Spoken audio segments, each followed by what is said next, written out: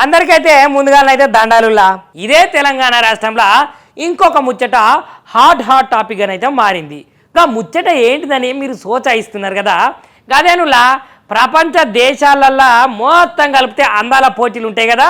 గదైతే ఇప్పుడైతే మన హైదరాబాద్లో అయితే జరగబోతోంది.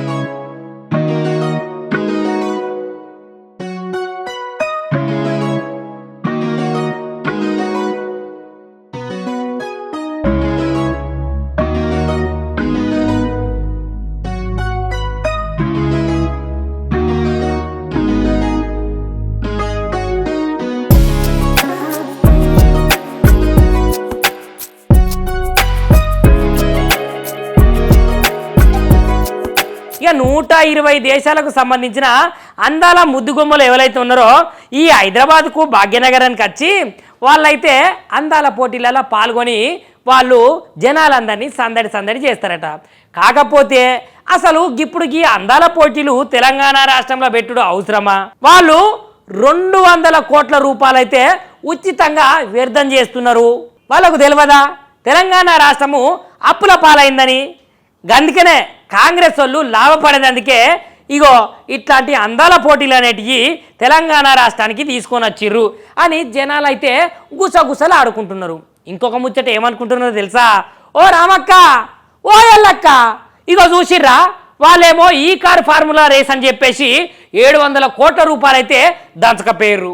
ఇప్పుడు వీళ్ళు అందాల పోటీల పేరు చెప్పుకుంటా ఏకంగా 200 నుంచి 250 కోట్ల రూపాయలు దాచుకపోతారట.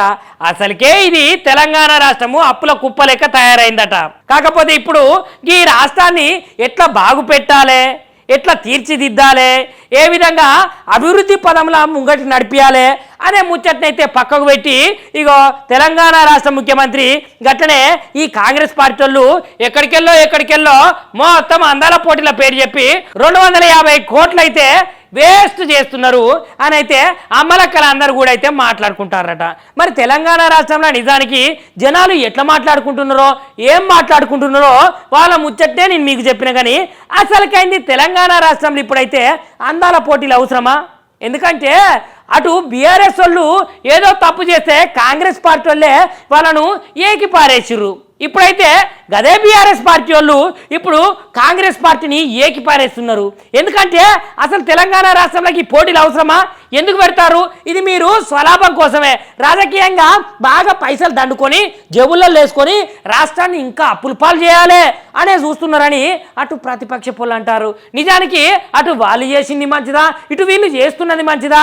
తెలంగాణ రాష్ట్రంలో ఇంకా అప్పులు పెరుగుతాయా, లేకపోతే ఈ అందాల పోటీలతో వచ్చిన పైసలతోటి తెలంగాణ రాష్ట్రంలో ఉన్నటువంటి అప్పులు కడతారా అనేది మనం చూడాల్సిందేనుల్లా. మరి షేర్ చేయరి, లైక్ చేయరి, సబ్స్క్రైబ్ చేయరి, మర్చిపోకుండా గంట సింబల్ అయితే ఒత్తురుల్లా.